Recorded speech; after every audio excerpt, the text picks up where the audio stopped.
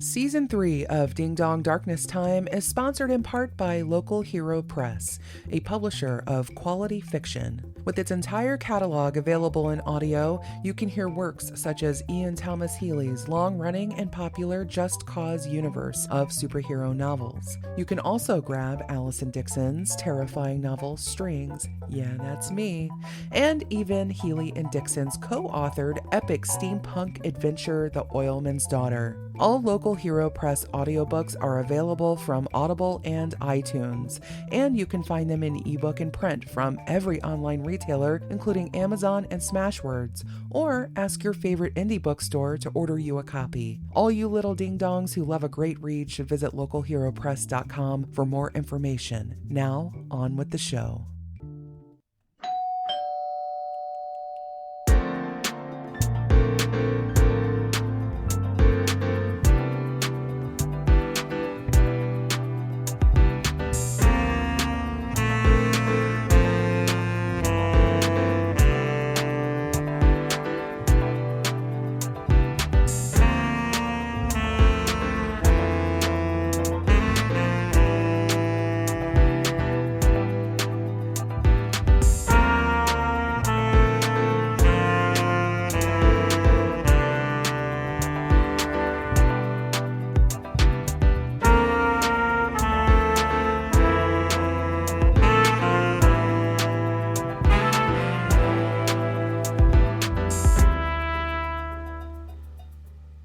Howdy do, my hyped up hellions. It's Ding Dong Darkness Time, your one-stop shop for all things WTH.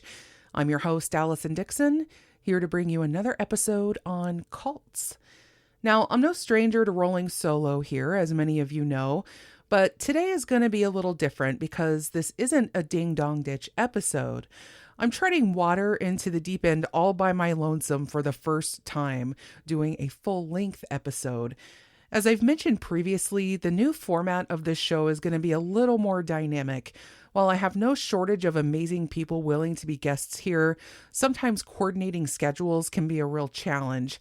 And that's especially true as we creep inexorably toward the holiday season. Am I strong enough to carry the weight of all this knowledge to you lovely listeners? Well, you know what? I'm going to be surprising for once and say yes. Not only that, but hell yes. I'm an expert-level introvert here. I've been observing humanity from shadowy corners and muttering to myself since I was old enough to speak. So, yeah, I think I got this. So, let's dive in, shall we? In order to give the season some sort of structure, my intention is for each episode to be a deep dive on a specific category of destructive cult. Doomsday, religious, survival, multi-level marketing, sex, and so on. And today, since we've just had a major election, I thought it would be a good time to talk about political cults. But I do want to make something clear. I'm not here to promote or disparage a specific political belief. Everything I'm going to talk about here applies just as easily to any Democrat, Republican, or shade of independent. And for my international listeners, this also goes for your own political parties. As I said back in the primer episode, a destructive cult isn't so much about what it believes, it's about how it behaves. And these behaviors are all but universal across the belief spectrum. I want to refer to the BITE model of authoritarian control, which was pioneered by cult expert Stephen Hassan. Hassan has a very unique perspective on cults because he used to be the senior member of the Unification Church, aka the Moonies, which was formerly headed by Reverend Sun Myoung Moon. In the 1970s, Hassan was rescued from the Moonies by his family after experiencing a near-fatal car accident caused by him falling asleep behind the wheel after days of sleep deprivation from cult activities. So I'm going to segue into the Moonies very shortly here, but first I want to talk about that BITE model. It's an acronym, and I'll go through each letter. The B stands for behavior control. That's where you regulate an individual's physical reality. You dictate where, how, and with whom the member lives and associates or isolates, when and how or with whom the member has sex, controls types of clothing and hairstyles. They may regulate the diet, food and drink, hunger and or fasting. You might see manipulation and deprivation of sleep, as Stephen himself experienced. You'll have financial exploitation, manipulation, or dependence, restrict leisure, restrict entertainment or vacation time. Major time spent with group indoctrination and rituals and or self-indoctrination, including the internet. They regulate permission required for major decisions. There will be rewards and punishment used to modify behaviors, both positive and negative. They discourage individualism and encourage groupthink. There are usually rigid rules and regulations for conformity. And disobedience is often punished by beating, torture, cutting, sometimes rape or branding. I mean, it just spans the gap here. All these things used to help manipulate and control the behavior of the cult member.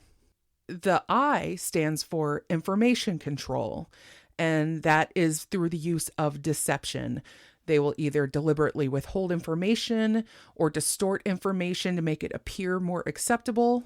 They will systematically lie to the member. They will minimize or discourage access to non-cult sources of information, including internet, TV, radio, books, newspapers.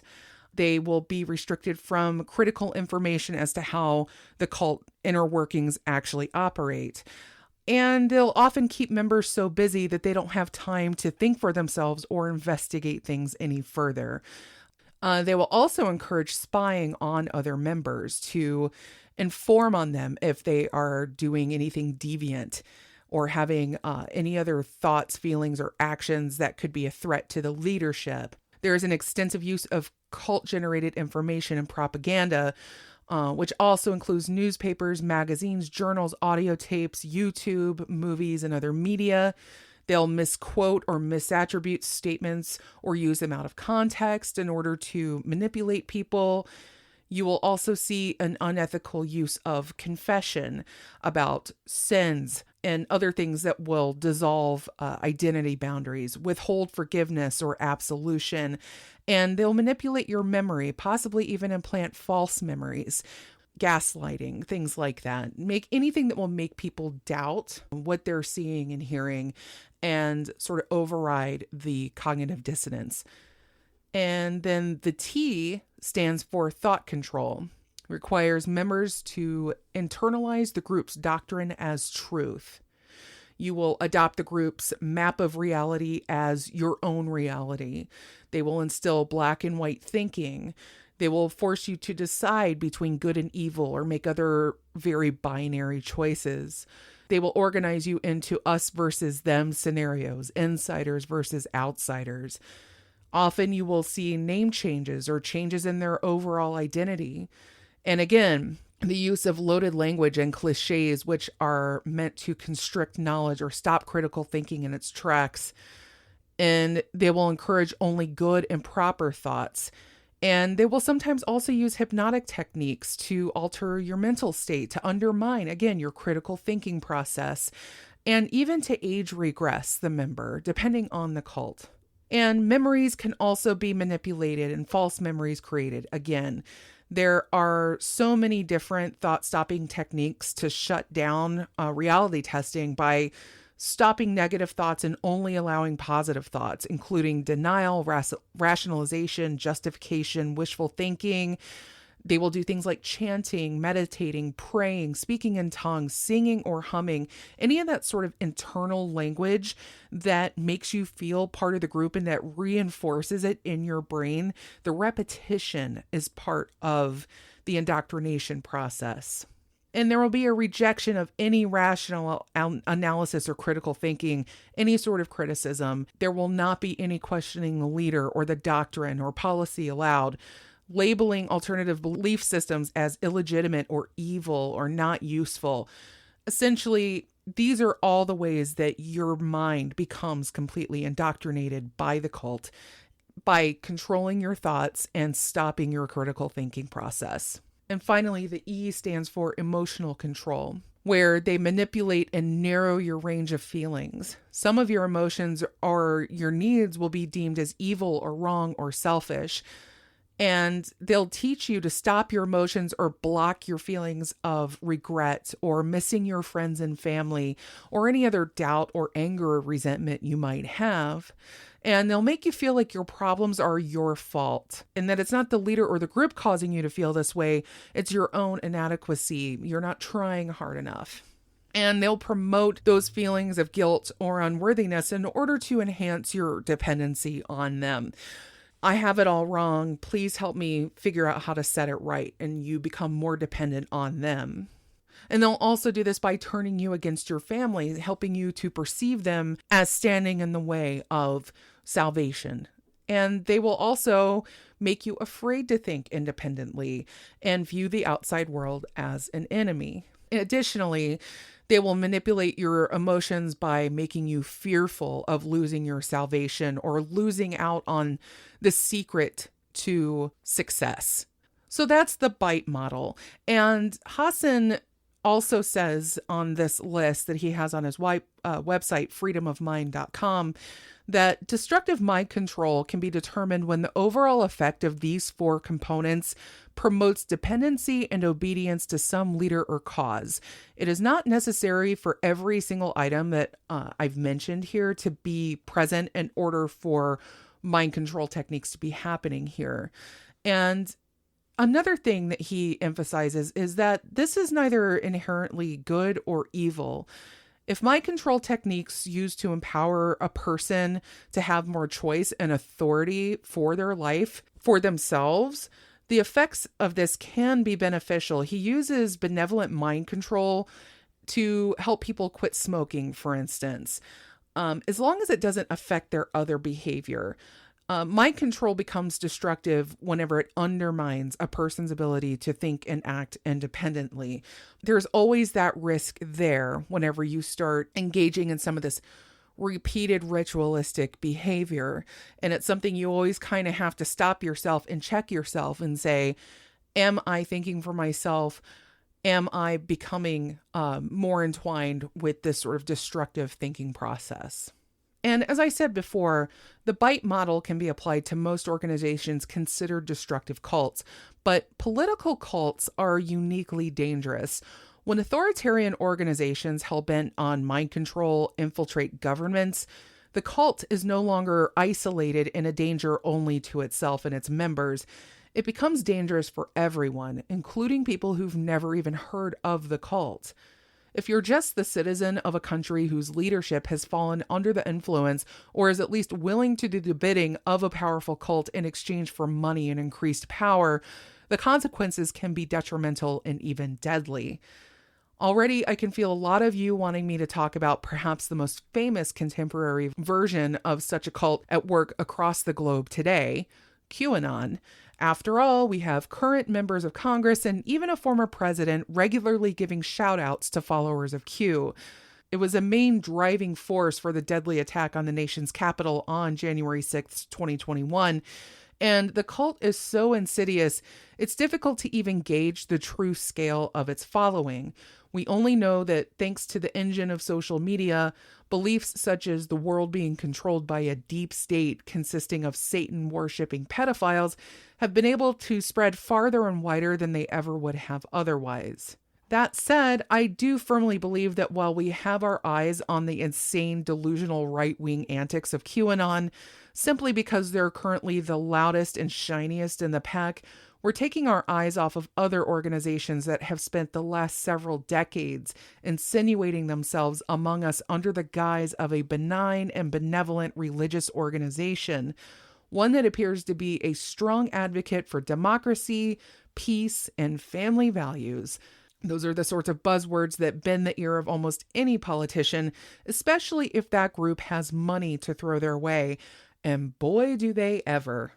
This organization is known under a few names, the first being Holy Spirit Association for the Unification of World Christianity. That's a bit of a mouthful. Then in 1994, it changed its name to the Family Federation for World Peace and Unification. It's more commonly referred to as the Unification Church, but it's also more widely known as the Moonies because of the name of its founder, Reverend Sun Myoung Moon. The term Moonie was coined by the media in the 1970s and was embraced for some time by Moon himself, but eventually they came to see it as pejorative and went through a huge PR campaign to scrub it away. Most people, whenever they think of the Moonies, might automatically conjure up the vision of thousands of couples being simultaneously married at a baseball stadium or the like. I'll definitely talk about those blessing ceremonies in a bit, but first let's lay down the brass tacks. Sun Myoung Moon was not the man's original name. He was born Mun Yong Myung in 1920, and please forgive me for mispronouncing any of these names, by the way. Originally, his family were Confucianists, but they converted to Christianity and joined the Presbyterian Church when Moon was around 10 years old. He and his first wife practiced and preached together and worked on unification efforts between North and South Korea. Moon traveled alone to North Korea on a mission in 1945, where he was arrested for being a spy for the South and sentenced to 5 years in a labor camp. And it seems like this prison sentence, as well as the Korean War, seem to have sown the seed of Moon's strong anti-communist sentiments. He came to see the Cold War as a fight between God and Satan. I'm sure you can piece together which side he saw himself and God on. But not only that, his home country being literally divided by these forces served his view that Korea was the front line of this spiritual war. A few years after that, he was released. He founded the Holy Spirit Association for the Unification of World Christianity in South Korea in 1954. I should note, however, that a year prior to that, he divorced his first wife. It wouldn't be until 1960 when he would marry the woman that became the true mother to his true father, Hak Ja-han. They are known to their adherents as the true parents. So what do these folks believe exactly? I need to boil this down to the basics because this is only going to be one episode and I don't want it to be 4 hours long. And to be frank, you'd have to join the cult to get the fuller scope of all the Moonie teachings. But I think we can definitely give you the main idea here. So Moon devised a text called The Divine Principle, which seeks to unite all religions into one overarching theology, with Moon, of course, having appointed himself as the Messiah, not so much as a replacement for Jesus as a successor sent to complete the work Jesus failed to do because he was crucified. If you ever wondered how you could somehow come off more egomaniacal than someone literally calling themselves Jesus Christ, there you go. Anyway, if you wondered whether Eve takes the brunt of the blame for the fall of humanity, you won't be disappointed. But it's not because she ate from the tree of knowledge. She and Adam instead engaged in sexual intercourse, which changed the inherent relationship between humanity and God, allowing Satan into the mix. From there, evil begat evil, and the fall of man commenced. And this is why, of course, we have the gays, which should answer your question as to whether the Unificationists are fans of the LGBT plus community. The short answer is no, they aren't. They're full tilt Adam and Eve, not Adam and Steve up in here. See, since God made man and woman in his image, the only perfection is the unity of a man and a woman. Anyway, the entire mission of this is the restoration of humanity to God's image. We unite all religions under the same moral doctrines. We all worship the same God. We follow the same sexual customs. We all believe the same science, speak the same language, become one united human race. You know what this kind of sounds like to me? Communism. And that's the ultimate irony, is it not? For a religious movement whose main pillar is democracy and the destruction of godless communism, they seem hella intent on creating a theocracy, which is antithetical as hell to the democratic process. It's almost as if Moon saw what was the hottest ticket at the time he formed his church in the 1950s, a period defined by blacklisting anyone who batted their eyelashes in the direction of Marx and Lenin. It was his ticket into the cultural zeitgeist and the political spheres of the West, and it helped him gain favor with Republican leadership here in the United States, especially once Moon moved over here in the 1970s. By this point, his church was taking off here by leaps and bounds thanks to relentless missionary work. He was giving massive public speeches in places like Madison Square Garden and Yankee Stadium. He even managed to attract more than 300,000 people to the Washington Monument to give a speech called God's Hope for America. And he was quick to ingratiate himself with Republican all-stars like Bob Dole and Richard Nixon amid accusations by anti-cult movements at the time that he was brainwashing his followers. This, of course, gave him even more credibility as a legitimate religious leader. All this, of course, while he and his wife are conducting these mass wedding ceremonies, largely between people who've never met previously. But of course, what better way to build your following, am I right? Whenever you simultaneously marry thousands of people or consecrate their already existing vows. Some of these mass weddings actually consisted of people who were already married, who were looking to renew their vows, and perfect strangers who had only met that day that were matched by Moon. And these marriages that happened weren't legal yet, but then they were later legalized in the state according to those particular laws. Of course, what happens whenever those people are married? They have kids. You're already bringing a whole new generation into your movement. And not much stood in his way when, in 1977, the United States House of Representatives Subcommittee on International Organizations found that the Unification Church was actually established by the director of the Korean Central Intelligence Agency, Kim Chong-pil, as a way to gain political influence in the United States. They also investigated the church's effect on the support of Richard Nixon during the Watergate scandal. So the 70s was rife with a massive anti-cult movement. But at the same time, the Moonies seemed to be very Teflon coated. None of this stuff was really sticking, and they were gaining more and more influence thanks to the fact that Moon just knew how to get in with the powerful people of DC. And this political following also came in handy when Moon was ultimately convicted of tax evasion in 1982. He served 13 months in federal prison. And figures like evangelical heavyweight and head of the moral majority, Jerry Falwell, as well as Eugene McCarthy, who was a former Democratic presidential candidate, came to his defense, calling the prosecution of Moon unfair and selective. If anything, it only strengthened his following. But the Moonies weren't slowing down by any means. Once the good Reverend was out of prison, he continued his work of spreading the influence of the Unification Church, even moving into former communist countries in the wake of the fall of the Soviet Union in the early 1990s. In 1994, Reverend Moon declared the end of the era of the Holy Spirit Association for the Unification of World Christianity, and he changed the name to something not all that much shorter or easier to memorize: the Family Federation for World Peace and Unification. The aim of this change was to bring people from other religions into the Moonie fold, in particular, those who shared the church's deeply conservative worldview.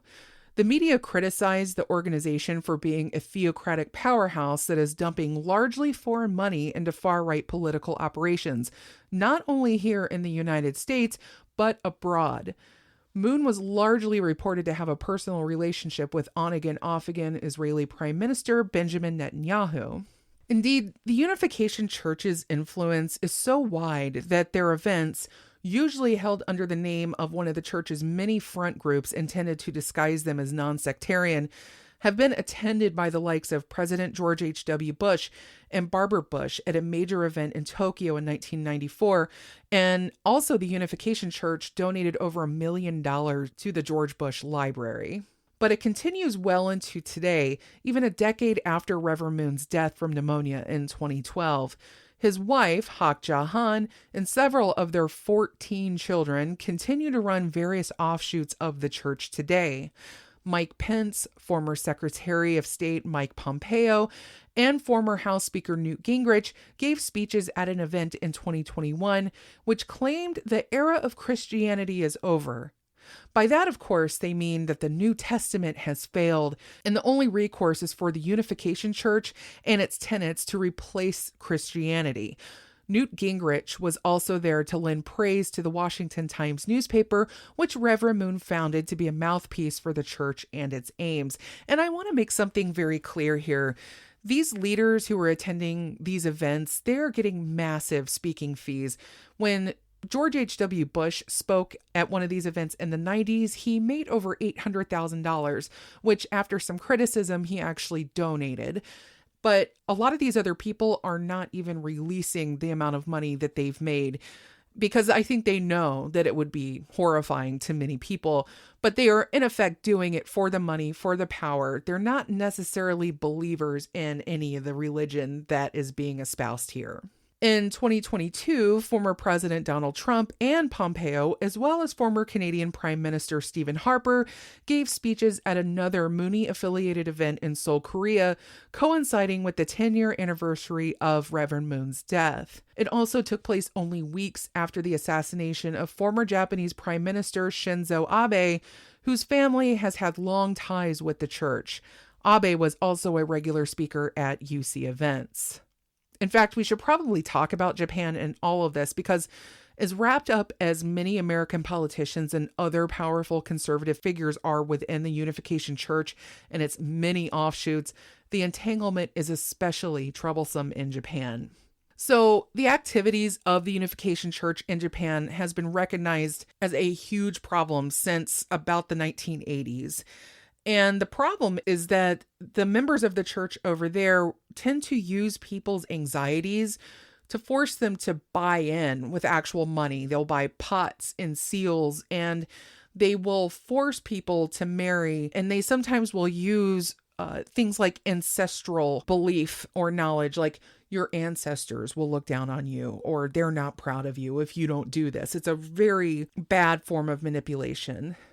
And historically, according to Wikipedia, Japan has provided 70% of the Unification Church's income, which is massive. I would say that that makes them the king of the UC superfans.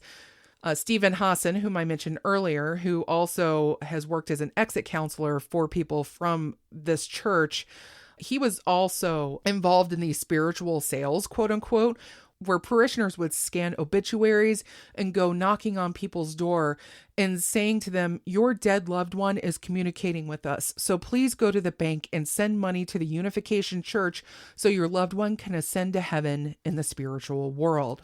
And of course, they're exploiting the labor and capital of their followers, including billions of dollars transferred from Japan to the United States to build a business empire. This is all part of an article written by Tak J. Lee, a professor at Busan Presbyterian University. He said the Unification Church is fighting over religious principles on the surface, but money in reality. There was also an article written by Yoshikazu Sojima, a senior official of the Unification Church, and he revealed the inside story of the Unification Church in a magazine called Bungjae Shunju. And please, again, forgive my pronunciations here. And this was released on June 10th of 1984. According to Sojima, over 10 years in the 1970s, about 200 billion yen in donations from Japanese believers were sent to South Korea. In addition, about $800 million were transferred from Japan to the United States in the 9 years up to 1984. And as an extra ghastly twist here, Sojima was stabbed several times in front of his house on June 2nd, just before the magazine was released. He almost died, but police very conveniently could not find the assailant. In 1987, about 300 lawyers in Japan apparently set up an organization called the National Network of Lawyers Against Spiritual Sales to help people who were forced to make expensive donations or forced to buy expensive things like pots and seals. I had to look up to see what a seal was, and it's actually a carved emblem that's used, of course, to like seal a package. If you think of like a wax seal, it is an emblem designed to represent the entity sending that document or that package. And apparently these are very important to protect the authenticity of something as well. And so they would sell these items to people in Japan. Anyway, according to statistics compiled by the lawyers between 1987 and 2021, the association and local government consumer centers received 34,537 complaints alleging that the Unification Church had forced them to make unreasonably large donations or to spend large amounts of money amounting to about 123.7 billion yen. And I just looked up the conversion rate for 123 billion yen to US dollars, and it's just a little over $881 million. And they've also talked about civil court cases in Japan where they've issued a number of rulings to the Unification Church to pay compensation to the plaintiffs, saying that the missionary work is not legal. There have been also various criminal cases related to church members. In 2009, Tokyo District Court sentenced Unification Church members to prison for forcing victims to buy expensive seals. The court ruled that the missionary work was a pernicious act of forcing the victim to buy a seal immediately after instigating the victim's anxiety by linking the victim's worries with the victim's ancestral past for a long time. So, again, this is some crazy stuff. There is a lot of extortion going on, a lot of coercion going on, and a lot of money flowing into the Unification Church's coffers. The National Network of Lawyers Against Spiritual Sales reported that victims were cheated out of about 300 million yen in 2021. And Hiroshima Yamaguchi, a lawyer for that network, refuted the claim made by the Unification Church at the press conference, saying the Unification Church should consider the pain and tragedy of the families and its followers. The Unification Church has bankrupted many of its followers. Another lawyer, Yasao Kawai, accused Japanese politicians and administrators of taking no action against the Unification Church, which disintegrates families for more than 30 years. Kido Masaki called for Japan's National Diet, which is their parliament, to conduct an investigation of the case bipartisanly. And according to the Japanese Communist Party newspaper, Akata, for the Unification Church, Japan has a history of aggression against Korea, therefore has an obligation to serve Korea, and as atonement, which is actually referred to as indemnity within the Unification Church lingo, collection of money by fortune-telling fraud is imposed. And according to the National Association of Parents of Victims of Moonism, that's the name of the organization, it was formed by parents of Unification Church members. The Unification Church's doctrines make Japanese people the target of Unification Church's fundraising efforts by disseminating a doctrine which depicts Korea as the Adam nation and Japan as the Eve nation that committed sins and therefore is obliged to pay money to the people of Korea. This is mind-boggling to me. According to Hassan, Moon's theology is that Korea is the Adam country, the home of the ruling race, destined to rule the world, and Japan is the Eve country, subordinate to Korea. According to him, the church preached that Moon was appointed to save humanity after Eve fell from grace by having sexual relations with Satan. Again, what is it with these women? Am I right?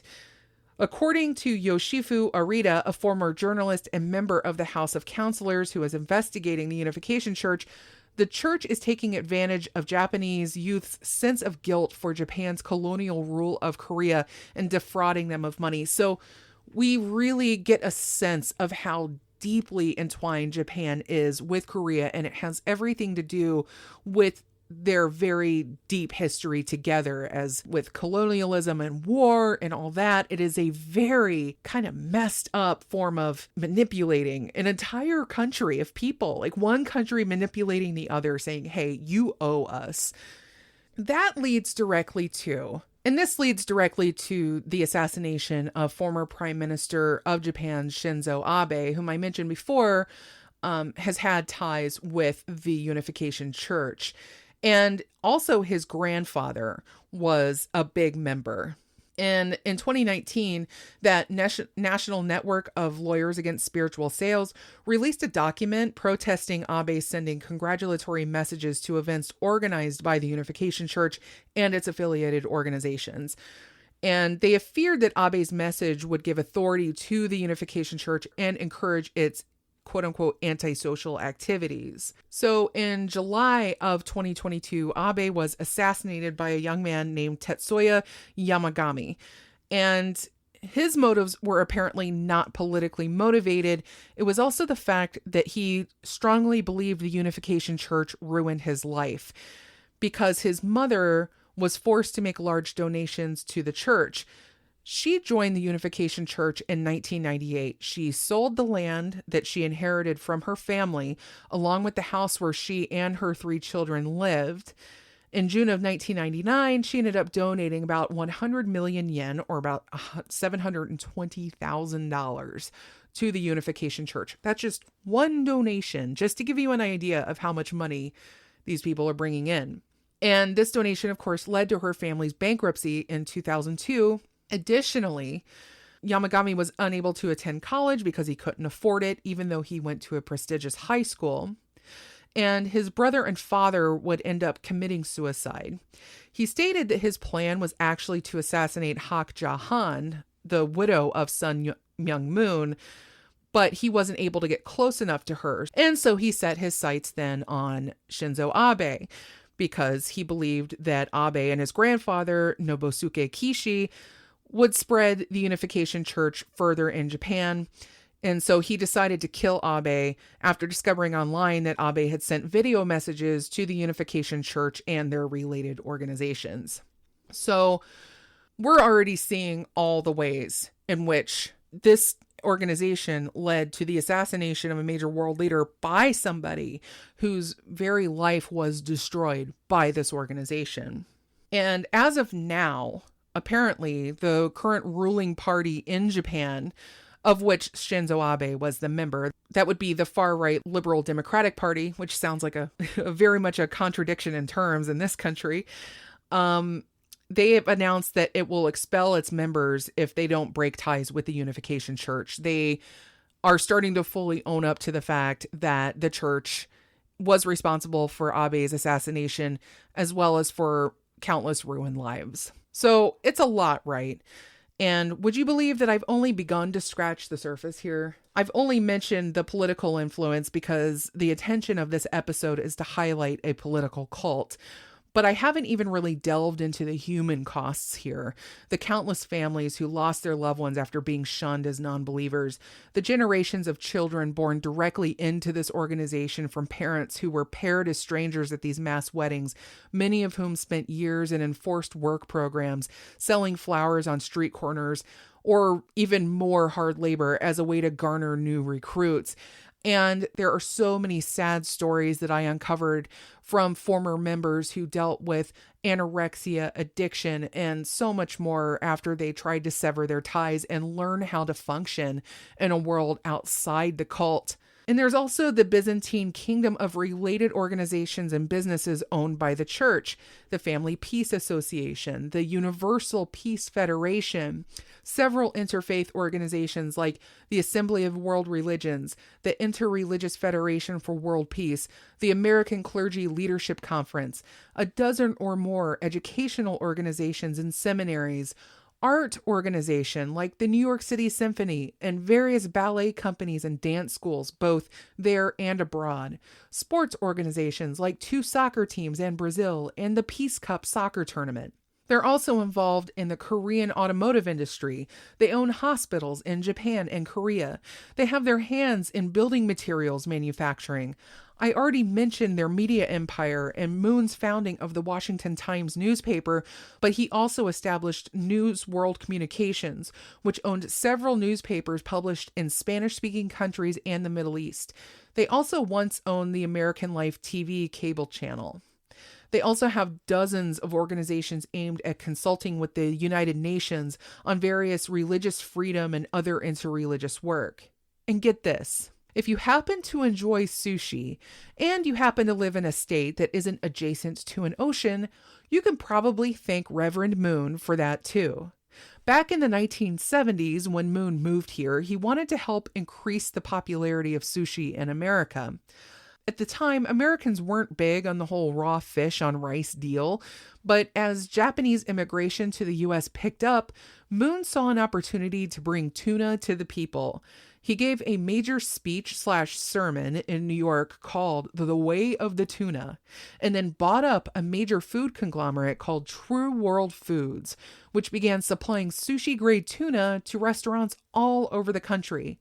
Add to the fact that Hollywood celebrities were making sushi a thing, and there you go. True World Foods is still very much in existence and has a location in nearly every American state. You can find a full list of businesses and organizations the church owns or is affiliated with at Stephen Hassan's website, again, freedomofmind.com. I'll have all kinds of links available, by the way, in the show notes.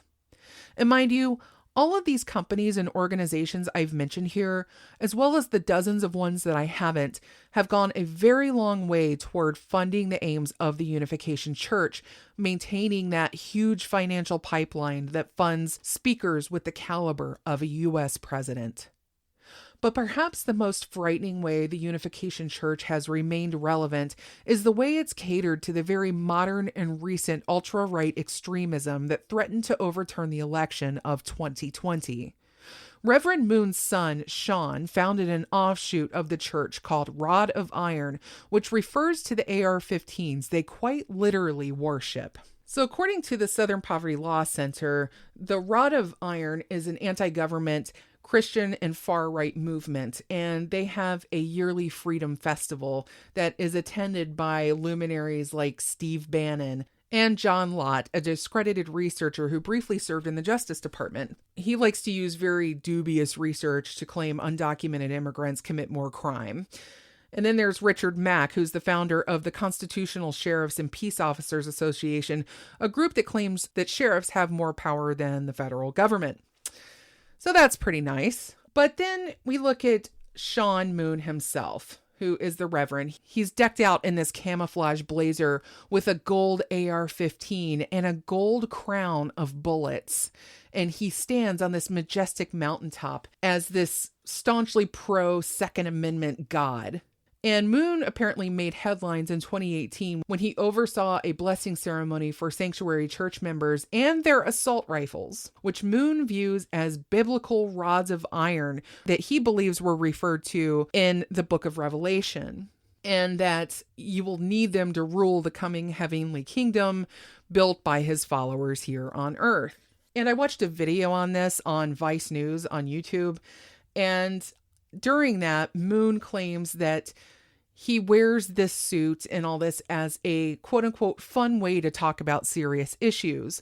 And of course, his issues include calling left-wing politics political Satanism and telling his followers godly people, quote-unquote, have to fight communism, focusing on the, quote, spiritual nature of the battle to re-elect former President Donald Trump, and claiming Capitol Police and Antifa made a battle to, quote, instigate and try to make Trumpers look bad on January 6th. And of course, both Moon and several of his followers attended the January 6th Capitol riot. In fact, one of his followers said in a now deleted Facebook post, "We are storming the Capitol. Our vanguard has broken through the barricades. We will save this nation. Are you with me?" And this follower, by the way, is former Pennsylvania State Rep Rick Saccone, who is seen in a January 6th photo with Pennsylvania State Senator Doug Mastriano, who has also appeared at Rod of Iron events, according to Vice. And of course, none of these men have faced any charges for attending the January 6th riot. So the Sanctuary Church has been deemed by various cult experts as a cult. And Rod of Iron Ministries is a, quote, troublesome movement. And of course, various conservative Christian pastors have widely associated with Moon, and they call for a revival of, quote, a black-robed regiment, a group of New England pastors who fought the British in the American Revolution. Moon supports that regiment and wears a black-robed regiment patch on his vest. And according, again, to the Southern Poverty Law Center article, the mixture of Christian pastors and far-right anti-government groups under the Rod of Iron banner is disturbing, said Jonathan Den Hartog, a scholar who specializes in American political and religious history and serves as a chair of history department at Samford University, a private Christian university in Birmingham, Alabama. And of course, the stories about the black-robed regiment have very little grounding in reality. But when you combine the influence and the money and the power of the Moon family and the Moon name with this offshoot, with these very high-profile right-wing people, you can sense that there is a massive tide of right-wing thought and radicalization out there. And it's being forwarded and funded largely by this cult.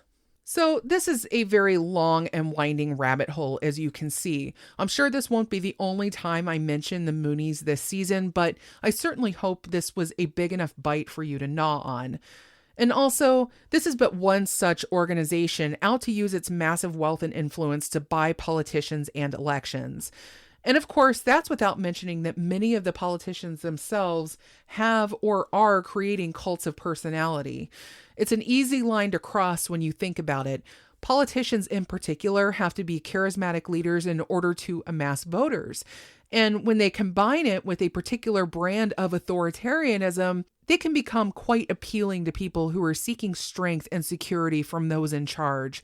From Stalin to Hitler to Chairman Mao and Jair Bolsonaro to Donald Trump, history is filled with the heavy, bloody boot marks of strongmen with fanatical followings who are seeking a taste of their own power and sense of destiny through the work of their leaders. Even George Washington saw the dangers of hyperpartisanship extending into cult-like worship of political figures. It was the main reason he refused to pick a political party during his 2 terms in office. In his farewell address, which was also written with the help of Alexander Hamilton, Washington said, "If Americans cared more about whether their party wins than maintaining democratic structures, a small but artful and enterprising minority of the community could manipulate the masses through a demagogic leader to subvert the power of the people and usurp for themselves the reins of government, destroying afterwards the very engines which have lifted them to unjust dominion." Sometimes I think it would be great to have another George Washington, but in these modern times when cult-like followings seem to be growing about as common as TikTok dances, I'm not so sure that would be a good thing. One last bit before signing off, I'm answering cult questions submitted by listeners. This week's question comes from Renee, who asks what my feeling is on the phrase drinking the Kool-Aid, which refers to the 900 or so people of Jonestown who consumed a cyanide-laced sugary drink and died at the behest of their leader, Jim Jones. Of course, the drink was Flavor-Aid, not Kool-Aid, but my general feeling on the saying is it's highly insensitive. It also insinuates the people of Jonestown willingly consumed the poison when many of them did so under duress or force. Even the ones who didn't were also murdered by a madman intent on controlling his flock right up until he slaughtered them. I prefer, when using flippant language about a destructive cult, to direct it at their opportunistic, often sociopathic leaders who've mastered all the techniques necessary to control people. Anyway, that's all for this week. If you have any questions at all about what I've covered here, or you want to ask me something I can answer on the show, don't hesitate to reach out. You can always send an email to dddarknesstime@gmail.com or seek me out on the Facebook page or over on Twitter under the handle dddarknesstime. As always, if you've left a review on iTunes or are on your way right now to do so, I truly appreciate you. Next week is Thanksgiving here in the States, so I'll bring you a short something to nibble on, maybe while you're waiting for your turkey to finish defrosting. Until then, go forth and be awesome. Ding Dong Darkness Time has been brought to you and produced by yours truly, Allison Dixon. It was made possible by an array of amazing co-hosts, friends, family, but especially you, the listeners. Big shouts also go out to the brilliant Nathaniel Dixon for the show art and future legend Spencer Morlock for all the music. I'll be back again soon with another episode. In the meantime, be good, you little ding-dongs.